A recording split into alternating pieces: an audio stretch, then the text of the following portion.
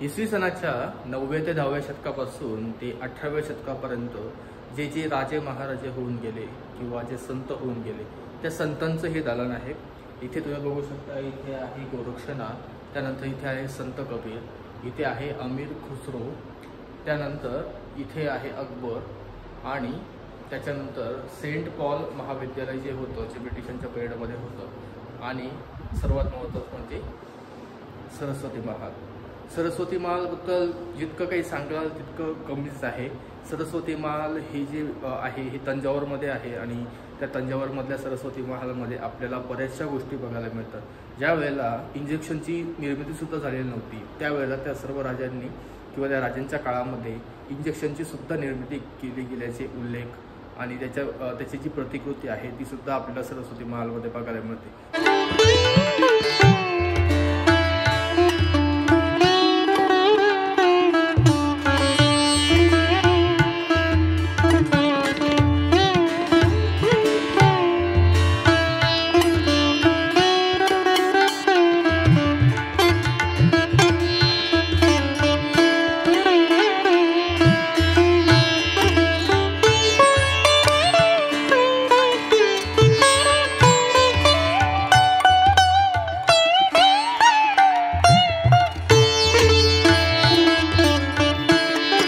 दालनात आलो आहे, हे दालन खूप महत्त्वाचं आहे। त्याचं कारण असं, मध्ययुगीन काळ जो आहे मध्ययुगीन काळामध्ये जे अभ्यासक होऊन गेले किंवा जे काही संस्थानं होते, जे काही राजे होते, त्या सर्वांच्या बद्दलची माहिती आपल्याला इथे बघायला मिळते।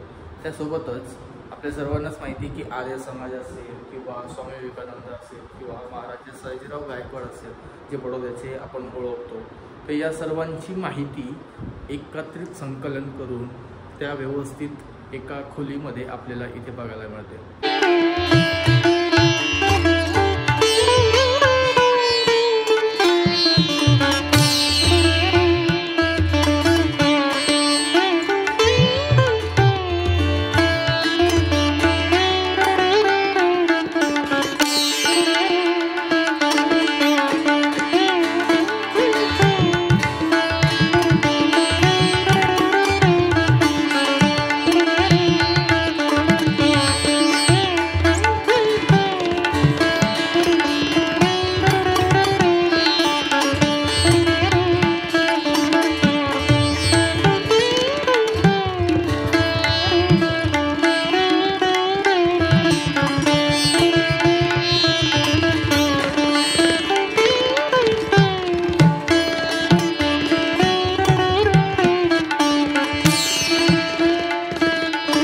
नाशिकमधली प्रसिद्ध लेणी आपल्या सर्वांना माहिती, ज्याला त्रिरश्मी लेणी, तिरन्नू असा मुख्य उल्लेख आपल्याला या लेणीचा मिळतो। त्याच लेणीची प्रतिकृती आपल्याला इथे बघायला मिळेल।